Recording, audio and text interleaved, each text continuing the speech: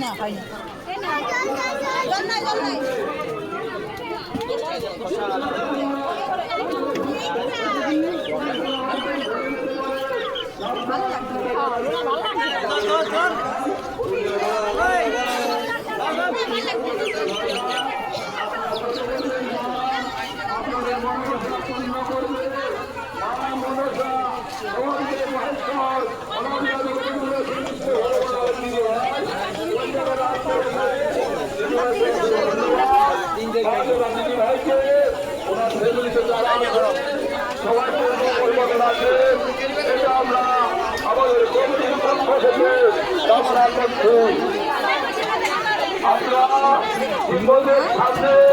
অযথা ভিড় করবেন না।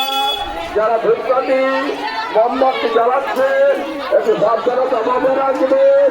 যে কোনো মুহূর্তে